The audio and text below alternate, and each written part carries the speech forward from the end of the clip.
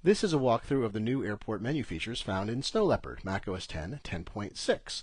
Now, the AirPort menu icon has always been a place where you could look to see the signal strength of the network to which you're connected, and if you clicked it, it would show you the networks near you. Now, in Leopard, this was changed so that the networks were organized alphabetically with your connected network at the top, and a lock icon indicated some kind of security was added. Snow Leopard has added something new, which is this signal indicator next to each network, so you can see the relative signal strength of every network around you. And if you click this again, we have a lot more networks in this vicinity than are showing. You'll rescan. You can see there are even additional networks here. And you can see which are strongest and which are not.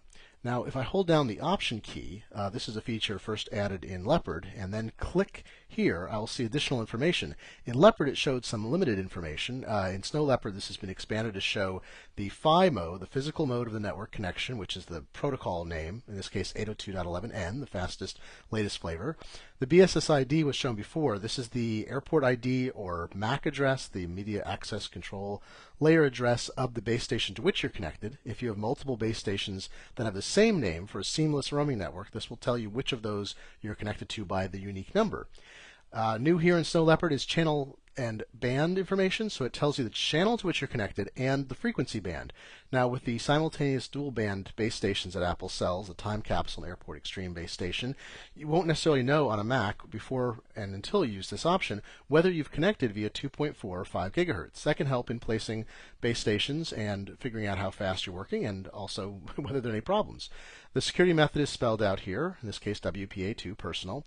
The Rssi, which is the receive strength at which the client that I'm connected to, it's a relative measure of receive strength. You want the number to be lower, closer to 0, because closer to 0 means higher signal strength, since this is a negative number.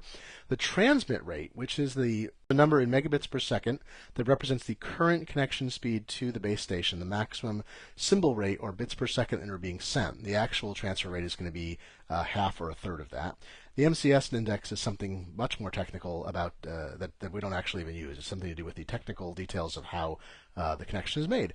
Now, if you hover over any other network and you wait a second, you see a yellow box shows up and it displays some of the information about these networks. In this case, the physical mode, the standard that the base station is broadcasting in this case it's 802.11g, the BSSID, the channel and band, the security method, and the receive strength.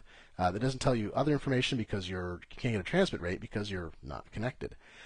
These are just a few of the features that are available. One additional feature I'll show you is that if you turn AirPort off, you see that it turns into a gray outline instead of a black outline. When we reconnect, turn AirPort back on, you notice a little strobe effect going on until the network's connected. And that's true when you change networks as well. So if I switch to new dual band, the network icon strobes slightly, the bands move back and forth while it connects. Now I'm going to say that's a bad network, so let's go back to New Galaxy, and you'll see them go right back to full signal strength. So that's just a few of the features available in Snow Leopard in the AirPort menu.